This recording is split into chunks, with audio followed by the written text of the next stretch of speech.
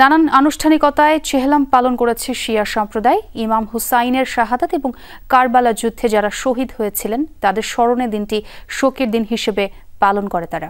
দোয়া অনুষ্ঠান সহ নানা আনুষ্ঠানিকতা পালন করেন শিয়া সম্প্রদায়ের মানুষ। বিকেলে অনুষ্ঠান স্থলে গিয়ে এনসিপি নেতারা ভবিষ্যতে যাতে কেউ শেখ হাসিনার মতো দুঃশাসন প্রতিষ্ঠা করতে না পারে সেজন্য সকলকে ঐক্যবদ্ধ থাকার আহ্বান জানান। হোসেনি দালানে শোকাবহ পরিবেশ। শিয়া সম্প্রদায়ের জন্য দিনটি শোকের। কারবালা যুদ্ধে শহীদ ইমাম হুসাইন রাদিয়াল্লাহু আনহু ও তার অনুসারীদের শহীদ হওয়ার ৪০তম দিন আজ। তাদের স্মরণে শোকের দিন হিসেবে পালিত হয় চেহলাম, যেখানে কোরআন তেলাওয়াত এবং দোয়ার মাধ্যমে শহীদদের আত্মার মাগফিরাত কামনা করা হয়। এই ৪০টা কার শুধু ইমাম হুসাইনের জন্য নয়, এই ৪০টা ৭২ জন শহীদের জন্য তত্ত্বাবধায়ক ইন্তজাম করা হয়েছে। দুপুরবেলা থেকে যে জুমার নামাজ হয়েছে, তারপরে আজকে আমাদের মিলাদ আছে, সন্ধ্যা পরে মাতাম আছে, মার্সি আছে। আমরা সুন্নি ভাই শিয়া ভাই কিন্তু আমরা সবাই মিলে, হিন্দু খ্রিস্টান বৌদ্ধ সবাই।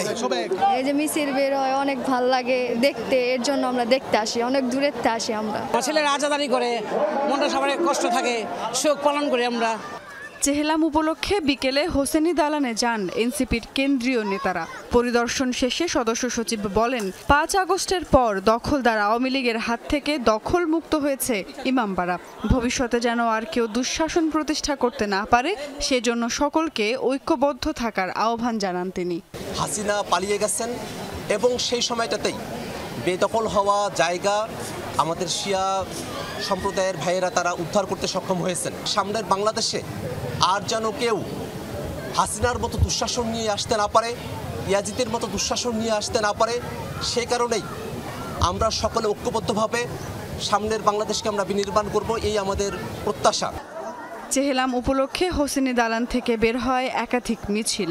আশপাশের কয়েকটি সড়ক ঘুরে তারা আবারও জড়ো হন হোসেনি দালানে, পালন করেন নানা আনুষ্ঠানিকতা।